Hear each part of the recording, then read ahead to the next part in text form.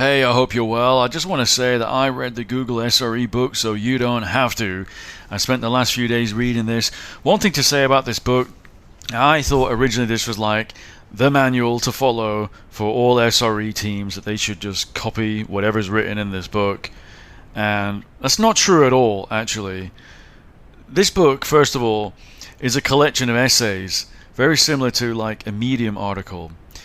A collection of essays written by Google engineers over the course of the last few years, since when they founded their SRE practice, and have matured it over the years since then. So it's just a collection of essays. You don't need to read it from A to Z, okay, in case you were wondering. In fact, I would actually say definitely do not read it from A to Z. You can read the intro first, but the rest of it, I advise you to read in two ways. One, just dip into it when you feel like it, so don't feel obliged to finish this book quickly. Spend a year to finish this book by picking a random chapter and reading it. A chapter will take you maybe half an hour to read. Spend a year to complete this book if need be. There's no rush. There's no rush. This book is 8 years old, by the way, so there's definitely no rush to finish this book. So one way is to pick a chapter randomly. Another way is to pick something that you're already working on at work and you wanted to go deeper on, and use this as an opportunity to see what Google did and find out more. For example, their chapters are very self-explanatory. They're very simple. The chapter's called Effective Troubleshooting, Being on Call, Practical Alerting, Testing for Reliability, Handling Overload of Your Workloads, Embracing Risk, Eliminating Toil, Release Engineering, that kind of thing. So it's pretty much what it says it is, the chapter. So if you're already starting to look at that at work, and it's something you determined already that you want to improve and you're going to do a deeper dive on, then I recommend you pick the appropriate chapter in this Google SRE book and do your own deep dive, read it, and let that be the basis for the beginning of your deep dive. So either randomly or something you're already looking at and you want a deeper dive on. Now, there are some parts of the book, I will say, that are, especially when they get into the case studies, that are a little bit too narrow cases, that really difficult to learn anything from them that's going to be useful. And I say that because there are some things in here that are really something that only Google would do, or only a company at very, very large scale can afford to do. For example, right, there is a chapter in the book where, I mean, it's kind of interesting, but less so the case studies, where they have a SRE team dedicated to a product launch. So, I mean, that's pretty incredible that you can have a team of people just dedicated to a product launch. Most other companies can't do that. And there's some useful things. There's talk about checklists that they have there. There's even a checklist in the appendix that they include. But the real deeper detail stuff that team does, you're not going to learn much from it, because you're not going to be able to adopt that yourself if you're in a small, medium, or even moderately large company. Only at extreme scale can you really do everything that Google is talking about in this book. So it's a bit of a mix. It's random articles that contain, especially the earlier part of the book, which is more about what they call principles, and some of the practices, which is the bulk of the book. You can dip into those randomly. Deeper dives for things you've already identified, super useful. That's probably the most useful part of the book. And then the other stuff, the really advanced case studies that's super narrow, yeah, not so useful.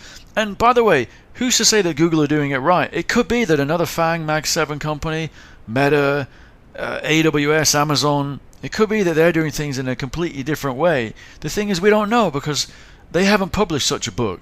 So that's another thing to bear in mind. Don't consider this the book for SRE. And don't forget, right, SRE is a concept that was made by Google. They call it themselves a kind of narrower discipline, part of DevOps. But, it's something they invented and it's worked really well for them.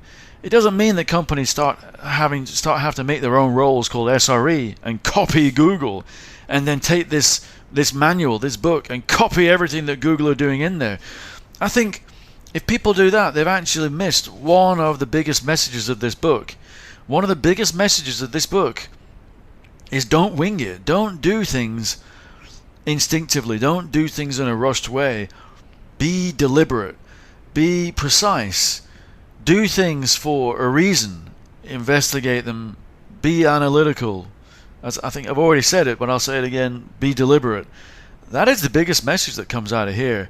And if a company just blatantly just copies what's in this book, it means they haven't even thought if it's actually going to be right for them. They have just thought, well, masterful Google are doing this, so we must do it as well. And it actually defeats the whole purpose of the book.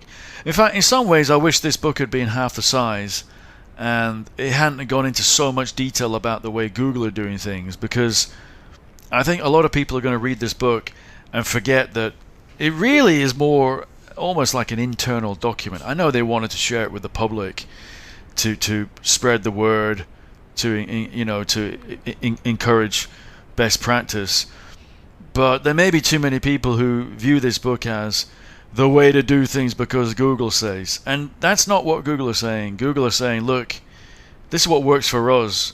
It's a process that we have refined over time, and it works really well.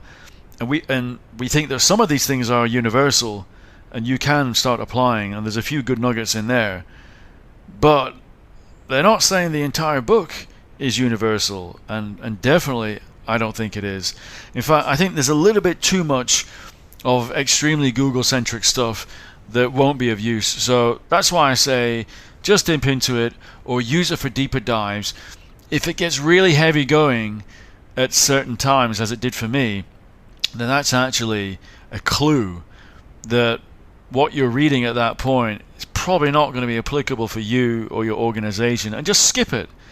I mean, anyone who reads every single word in this book, in my opinion, is, well, I don't know, I don't want to use really disparaging term, but it makes no sense to read every single word in this book. I probably read about 80-90%.